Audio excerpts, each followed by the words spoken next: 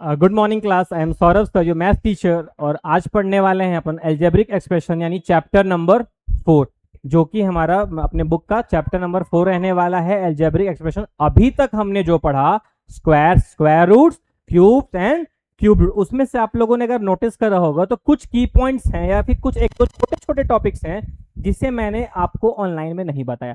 Reason क्या है? वो टॉपिक्स ऐसे होते हैं बेटा कि बहुत सिली मिस्टेक हो सकती है आपसे अगर आपने उसे एकदम स्टेप वाइज स्टेप, मतलब होता है ना, फिजिकली इंटरेक्ट करते हुए ईच एंड एवरी स्टूडेंट अगर इंटरेक्ट नहीं करेगा उस टाइम पर, तो आपकी एक छोटी सी गलती आपको क्या करवा सकती है, गलत कॉन्सेप्ट की तरफ ले जा सकती है। दैट्स वाई हमने उस टॉपिक को डिस्कस नहीं करा है। जब अब स्कूल खुलेगा, जब अब बैक टू स्कूल होंगे, तो हम क्लासेस जब रेगुलेट हो जाएंगी तो क्लासेस में बिल्कुल फिजिकल इंटरेक्शन के थ्रू उन कॉन्सेप्ट को भी कवर अप कर लेंगे। हालांकि वो बहुत बड़े कॉन्सेप्ट नहीं है, मैं बात कर रहा हूँ like square root of decimal number, इनकी बात कर रहा हूँ। कुछ बहुत बड़ी डील नहीं है, बट होता है ना कि बच्चों ने गलती कर दी तो फिर गलत कॉन्सेप्ट बैठ गया तो परेशानी हो जाएगी, इसीलिए मैंने उन टॉपिक्स को कवर नहीं करा। और अगर आज बात करें तो हमारा टॉपिक रहने वाला है पढ़ने के लिए क्या, एल्जेब्रिक एक्सप्रेशन। क्या रहने वाला है? एल्जेब्रिक एक्सप्रेशन, जो कि हमारे बुक का चैप्टर नंबर 4 है। क्या है? Chapter number 4। ठीक है, एल्जेब्रिक एक्सप्रेशंस क्या होते हैं इस चैप्टर में आज हम लोग डील करने वाले हैं। चैप्टर नंबर 4 की तरफ चलते हैं, ध्यान से देखिएगा। रीजन क्या है? क्योंकि 8, 9, 10 में इस चैप्टर का बहुत इंपॉर्टेंट रोल प्ले होता है। 0 टू कैसे कैसे इसका लेवल बढ़ता चला जाएगा आपको पता भी नहीं चलेगा, और अगर एक बार इसका बेसिक्स कमजोर रह गया तो आपको बहुत परेशानी होने वाली है। इसलिए एकदम ध्यान से स्टेप बाय स्टेप समझते चलेंगे, और कहीं भी कोई परेशानी आएगी तो पेंसिल से पॉइंट आउट करते चलना। हालांकि कोई परेशानी आएगी नहीं, बहुत बेसिक से पढ़ाऊंगा, बस ध्यान से वीडियो को देखिएगा। एक बार ना समझ में आए, दूसरी बार देखिए, तीसरी बार देखिए। चलिए देखते हैं what we will learn today. आज क्या पढ़ने वाले हैं?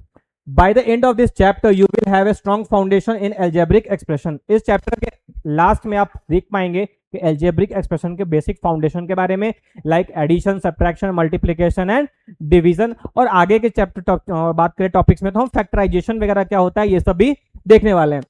One of the most important building block of mathematics, let's explore each concept step by step. बिल्कुल हाँ, स्टेप बाय स्टेप करके एक एक कॉन्सेप्ट को बिल्डअप करते चलेंगे और बहुत अच्छा इस चैप्टर को स्ट्रॉन्ग करेंगे। ठीक है, बहुत इंपॉर्टेंट टॉपिक होता है, बोर्ड्स में भी ये टॉपिक इंपॉर्टेंट रोल प्ले करते हैं। इन द सेंस अगर आप इसके बेसिक नहीं जानोगे तो एडवांस लेवल में आपको दिक्कतें आएंगी, इसलिए इसके बेसिक्स को स्ट्रॉन्ग करना बहुत जरूरी है।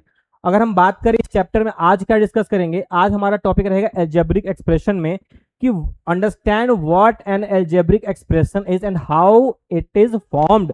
एक एल्जेब्रिक एक्सप्रेशन क्या होता है और इसे हम फॉर्म कैसे करते हैं, इन सभी चीजों को सीखने वाले हैं। सेकंड रहने वाला है वेरिएबल, कांस्टेंट एंड कोफिशिएंट। जब एक एल्जेब्रिक एक्सप्रेशन, एक्सप्रेशन का मतलब क्या हुआ, एक एक्सप्रेशन मींस लिखे गए कुछ टर्म्स होंगे उसके अंदर, उन टर्म्स के अंदर कुछ चीजें होती हैं लाइक वेरिएबल, कांस्टेंट, कोफिशिएंट्स। ये क्या होते हैं इनके बारे में जानेंगे। ठीक है, identify and distinguish between these three की कंपोनेंट्स। इन तीन बेसिक कंपोनेंट्स के अंदर एक एल्जेब्रिक एक्सप्रेशन के अंदर बच्चे आपके वेरिएबल, कांस्टेंट एंड कोफिशिएंट ये तीनों होते हैं। आपको इन तीनों के कॉन्सेप्ट, इन तीनों में क्या डिफरेंस होता है ये समझना बहुत जरूरी है। तो इन चीजों को हम समझेंगे ही, साथ ही इन तीनों में क्या डिफरेंस होता है ये भी समझते चलेंगे। फिर थर्ड टॉपिक रहने वाला है लाइक एंड अनलाइक टर्म्स। क्या लाइक एंड अनलाइक टर्म्स क्या होते हैं? फिर types of expression, like and unlike term simple topic होगा, मैं बता दूंगा।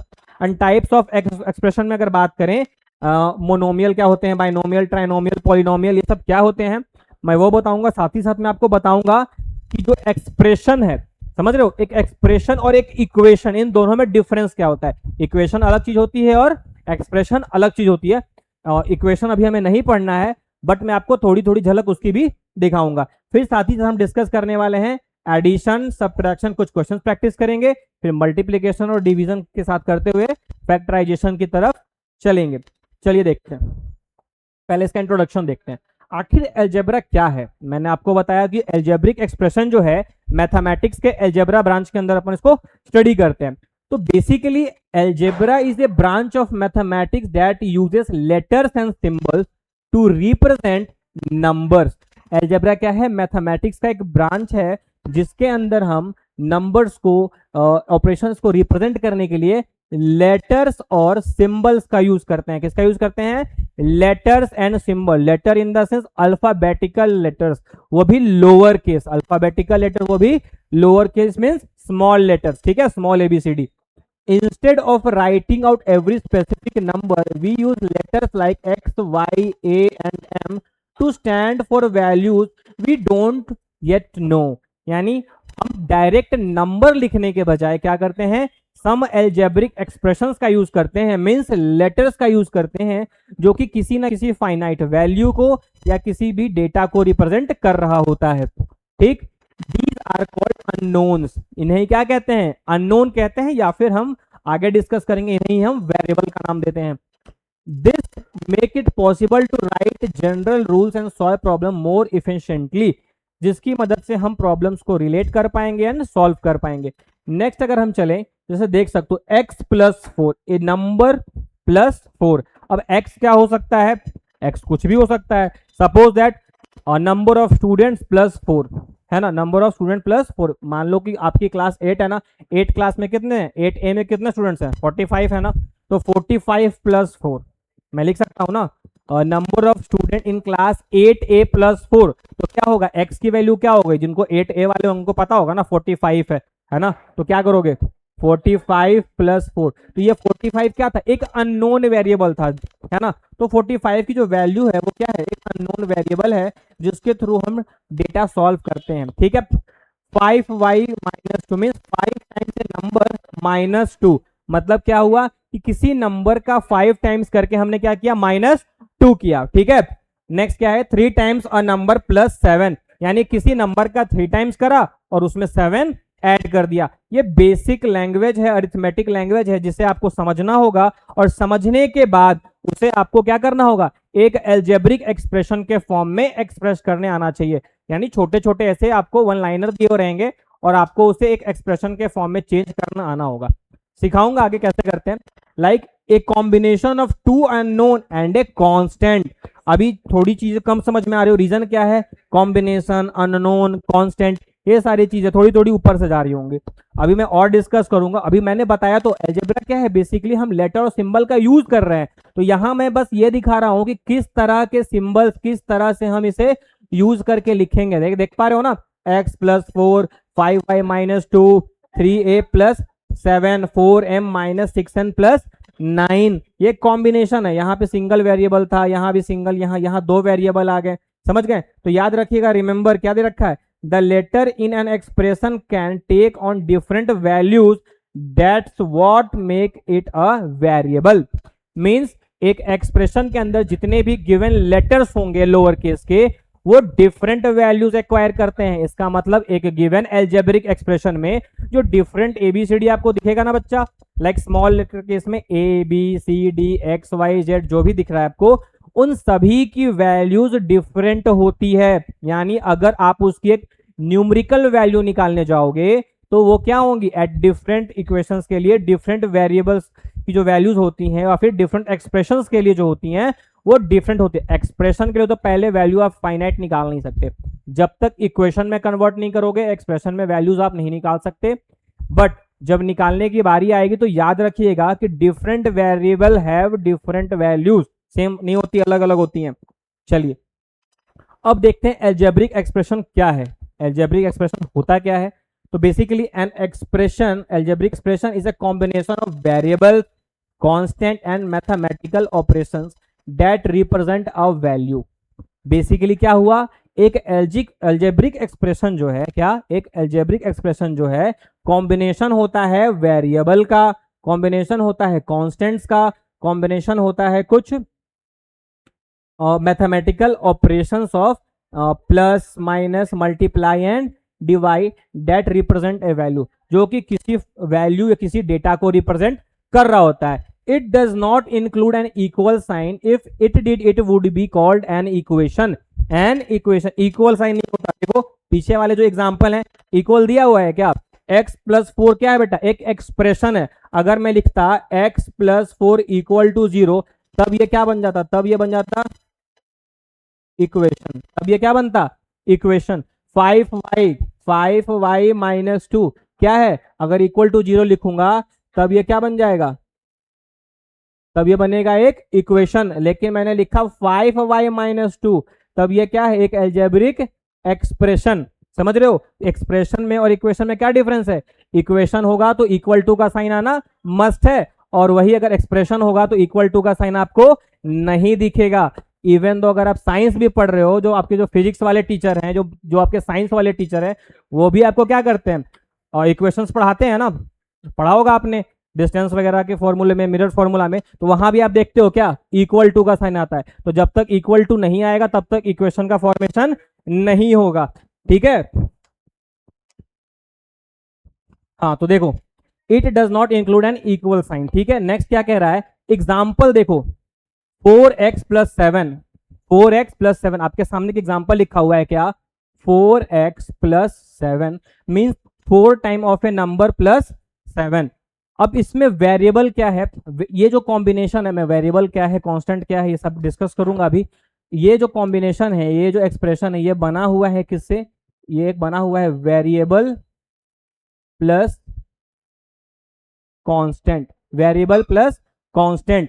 अब देखिए यहां पे देखिए 4x+7 variable plus constant. Again आप देखो, देखो वेरिएबल प्लस कांस्टेंट, 3 है single term with a variable, single term है जिसमें सिर्फ एक वेरिएबल है। 5m-8 again variable term minus constant है यहाँ पर। ठीक है, यहाँ पर आप देख पा रहे हो 6p+2q माइनस, यानी 2 वेरिएबल एंड अ कांस्टेंट। तो each expression is built from term separated by plus और माइनस साइन। तो जितने भी टर्म्स बनेंगे वो माइनस और प्लस से ही सेपरेट करे जाते हैं। देखो मल्टीप्लाई और डिवाइड का उतना रोल नहीं होता। टर्म सेपरेट करने के लिए हम बेटा हमेशा, टर्म्स को सेपरेट करने के लिए हमेशा, मतलब ये एक टर्म है, ये दूसरा टर्म है, ये तीसरा टर्म है, टर्म्स क्या होते हैं वो भी बताऊंगा। तो टर्म्स का सेपरेशन करने के लिए हम सिर्फ ऐड और माइनस का यूज करेंगे, याद रखिएगा। टर्म्स को सेपरेट करने के लिए, यानी अगर मैं एक्सप्रेस कर रहा हूं क्या, 6p+2q -9, तो आपको मैं बताता हूं ये एक टर्म, ये दो टर्म, ये तीसरा टर्म। तो टर्म्स को सेपरेट करने के लिए स्टूडेंट्स हम हमेशा प्लस और माइनस का ही यूज करते हैं। टर्म्स को सेपरेट करने के लिए प्लस और माइनस का ही यूज करते हैं। ठीक है, लेकिन अगर बात करें सर मल्टीप्लाई डिवाइड यूज नहीं होता है, नहीं होता है। रीजन क्या है कि 6p डायरेक्ट थोड़ी लिखा हुआ है, 6p बना है 6 × p से। बात समझ में आ रही है, 6 × p से, और इसके नीचे कुछ नहीं तो 1 होता है ना डिनोमिनेटर में, तो लो डिवाइड में भी है। तो मल्टीप्लाई और डिवाइड से आप टर्म्स को सेपरेट नहीं कर सकते। टर्म्स को सेपरेट करने के लिए आपको हमेशा एडिशन या सब्ट्रैक्शन के साइन का ही यूज करना पड़ता है। तो इस बात को याद रखिएगा हमेशा, क्या कि एक टर्म को सेपरेट करने के लिए आप हमेशा किसका यूज करेंगे, प्लस और माइनस का ही यूज करेंगे। ठीक है, चलते हैं नेक्स्ट स्लाइड पर। देखिए आ गया, वेरिएबल्स क्या होते हैं। सर बहुत चर्चा कर ली एक्सप्रेशन के बारे में, वेरिएबल, कांस्टेंट, कोफिशिएंट्स, ये सब सारी चीजों थी, इनके बारे में बताओ। तो हमारा पहला टॉपिक है क्या यहाँ पर अब, वेरिएबल्स। क्या है, वेरिएबल्स क्या होते हैं सर? एबीसीडी आती है, आती होगी, नहीं आती है तो पढ़ लेना, पूछूंगा फिर, है ना। ए बी सी जहां तक लिख सकते हो, इससे बाहर नहीं जाना है ना। X Y Z. तो ये जो वेरिएबल्स हैं लोअर केस में बेटा याद रखिएगा, जो एल्जेब्रिक एक्सप्रेशन में हम वेरिएबल्स यूज करते हैं हमेशा लोअर केस यूज होता है। क्या यूज होता है, लोअर केस यूज होता है। ठीक है, वेरिएबल्स के बारे में बात करें तो व्हाट इज अ वेरिएबल। तो a variable is a symbol, usually a letter that represent an unknown और changing number. Its value can vary depending on the situation. कहने का मतलब एक गिवन एल्जेब्रिक एक्सप्रेशन में, क्या, एक गिवन एल्जेब्रिक एक्सप्रेशन में एक अननोन सिंबल जो आपको दिखता है, और जनरली इन सिंबल्स की जगह हम स्मॉल लेटर्स या लोअर केस का यूज करते हैं, जो कि किसी अननोन या चेंजिंग नंबर को रिप्रेजेंट कर रहा होता है, जो कि सिचुएशन के अकॉर्डिंग चेंज होता है। सिचुएशन के according means plus minus multiply divide के जो रिलेशन होते हैं टर्म्स के बीच में, उसके अकॉर्डिंग ये वेरी करता है। ठीक है, तो कॉमन वेरिएबल्स जो जनरली यूज होते हैं, जब आप एक जनरल इक्वेशन को या फिर जनरल एक्सप्रेशन को देखोगे तो जो कुछ भी आपको देखने को मिलता है उसमें ज्यादातर हम A B C X Y Z P Q M N इन सभी चीजों को यूज करते हैं। लेकिन इसका मतलब ये नहीं कि ई एफ जी आएगा तो वो नहीं होगा, इसीलिए मैंने लिखा ए से लेकर के जेड तक के जितने भी वेरिएबल्स यानी अल्फाबेटिकल लेटर्स होते हैं लोअर केस वाले, ये सारे के सारे एज ए वेरिएबल यूज करते हैं और डिपेंडिंग ऑन द सिचुएशन ये वेरिएबल अपनी वैल्यूज को वैरी करते हैं। इनकी वैल्यूज बेटा बदलती है depending on the plus minus multiply and divide. अगर रियल लाइफ एग्जांपल देखोगे, if x represent the number of chocolates you have, हाँ देखो क्या कह रहा है, एक्स क्या है, number of chocolates you have. अब मान लो क्लास में 10 बच्चे हैं तो 10 बच्चों के पास कुछ ऐसे हो सकते हैं जिनके पास अलग अलग नंबर ऑफ चॉकलेट्स होंगी। हो सकता है कोइंसिडेंस हो सकता है कि कुछ ऐसे बच्चे होंगे, 10 बच्चों में 2 ऐसे बच्चे जिनके पास सेम नंबर ऑफ चॉकलेट्स हो सकती है। तो x plus 5 means you got 5 more chocolates. अगर मैंने नाम ले लिया, अगर मैंने किसी बच्चे का नाम ले लिया, जैसे साहिल बैठा हुआ है मेरे सामने, मैंने साहिल का नाम ले लिया कि साहिल के पास जितने भी चॉकलेट हैं वो क्या है, x। मुझे नहीं पता x, बट प्लस 5 का मतलब 5 means you got 5 more chocolates, मतलब साहिल के पास जितने उससे 5 उसे ज्यादा मिले। x minus 2 means you gave 2 away 2 chocolate. x minus 2 मतलब क्या, साहिल के पास जितने थे उसमें से उसने क्या कर दिए, 2 चॉकलेट मुझे दे दिए। 3x मीन्स है ना, you have thrice times as many, आपके पास जितने थे उसके 3 गुना हो गए। समझ रहे हो? तो इस तरह से ये वैल्यूज क्या होती हैं, बदल रही हैं। देख रहे हो ना, x तो सेम ही रह गया। अगर आप ध्यान से देखो बेटा तो x तो वेरिएबल था, x क्या था, number of chocolate does Sahil have. But ध्यान से जब देखो तो x प्लस 5 क्या सेंस दे रहा है कि भाई साहिल के पास अगर 10 चॉकलेट है, 5 प्लस कर दिया मतलब 15 हो गए, तो x की वैल्यू यहां 10। अगेन देखो यहां वैल्यूज देखना बदलती जाएगी, 15 आ गया, यहां से आंसर क्या आया 15। अगर मैंने x बराबर 10 ले लिया है तो x minus 2 means, let suppose x minus 2 means you gave away 2 chocolate. Sahil के पास 10 थी भाई, 2 दे दिया, कितने बच गए, कितने बच गए, 8 बच गए। 3x मीन्स 10 थे यानी 3 इंटू 10 मीन्स 30। आप देख पा रहे हो ना, जो ये जो अननोन और चेंजिंग नंबर जो होता है, यानी जो वेरिएबल है वो डिफरेंट सिचुएशन में डिफरेंट रिजल्ट निकाल कर दे रहा है, बिल्कुल दे रहा है। देखो x मोस्ट कॉमन वेरिएबल है, second unknown, often use for constant, use for integers. ये कुछ वेरिएबल्स यहाँ पे दे दिए हैं जिनका यूज हम डिफरेंट कह सकते हो डेटा को रिप्रेजेंट करने के लिए करते हैं। ये बेटा फिक्स नहीं है, ठीक है ना, ये फिक्स नहीं है। अब क्वेश्चन के अकॉर्डिंग ये कुछ भी हो सकता है, तो इसे याद मत कर लेना, इसमें याद करने के लिए कुछ नहीं है। अभी तक जितना बता रहा हूं रटना कुछ नहीं है, समझते चलना है, रटने के लिए कुछ नहीं बता रहा, ठीक है। आगे चलते हैं। नेक्स्ट क्या है, कांस्टेंट। नेक्स्ट क्या है, कांस्टेंट क्या होते हैं। A constant is a fix numerical value that does not change. एक कांस्टेंट जो होता है एक फिक्स वैल्यू होती है जो कभी चेंज नहीं करता, जो कभी चेंज नहीं करता। Unlike a variable, a constant always represent the same number through out an expression. मतलब एक गिवन एक्सप्रेशन में जो कांस्टेंट टर्म होता है वो हमेशा एक डेफिनेट वैल्यू को ही रिप्रेजेंट करेगा, ना तो वो वेरिएबल के अकॉर्डिंग चेंज होगा, ना रिड्यूस होगा, ना इंक्रीज होगा। समझ रहे हो? यानी वो एक फाइनाइट वैल्यू होती है, जैसे 7, 12, -500, 3.14। समझ रहे हो ना, ये सारे क्या हैं, फिक्स वैल्यूज हैं। ये कभी any stand alone number is a constant, यानी एक अकेला नंबर।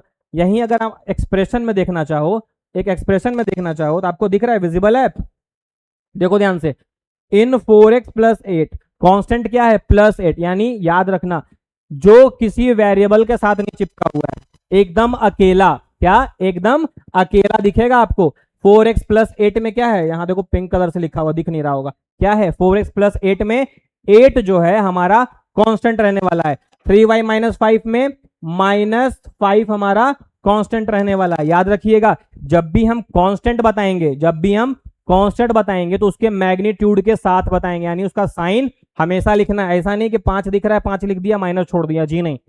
नेगेटिव है तो -5 यानी -5 लिखना होगा, पॉजिटिव है +8, अब प्लस लिखते नहीं है, आपको पता है पॉजिटिव लिखने की जरूरत नहीं होती, इसलिए 8 रह जाएगा। -10 यानी -10 भी लिखना होगा। 2a + 7 भी -10 हो तो कांस्टेंट टर्म क्या हो गया, -10 हो गया। अब डिफरेंस क्या है, वेरिएबल और कांस्टेंट में समझ में आ गया। वेरिएबल क्या हो गया, कोई अलजेब्रिक एक्सप्रेशन जो कि सिचुएशन के अकॉर्डिंग चेंज होगा। वहीं अगर हम कांस्टेंट की बात करें ये हमेशा फिक्स होगा और मिल करके वेरिएबल और कांस्टेंट मिल करके एक्सप्रेशन बनाता है। अब जैसे कि मैंने यहाँ पे सिर्फ 4x लिख दिया तो इसमें बोलोगे कांस्टेंट है ही नहीं, बिल्कुल है सर, इसका कांस्टेंट क्या है, 0 है। इसका कांस्टेंट क्या है, 0 है। तो हमेशा जब भी हम एक्सप्रेशन बनाते हैं तो उसमें वेरिएबल और कांस्टेंट होते हैं, हमारे देखने का फर्क होता है, बस समझ रहे हो। ठीक है, आगे चलें। अब आगे यहां देख सकते हो एक एग्जांपल है, in the expression 6m + 3n which part is constant, तो हमारा आंसर होगा -4। आंसर क्या होगा? -4। और हमारा लास्ट टॉपिक है आज का, कोफिशिएंट। क्या है? कोफिशिएंट। अब कोफिशिएंट क्या होता है? A coefficient is the numerical value. Coefficient क्या है? न्यूमेरिकल वैल्यू होती है that is multiply with a variable in a term.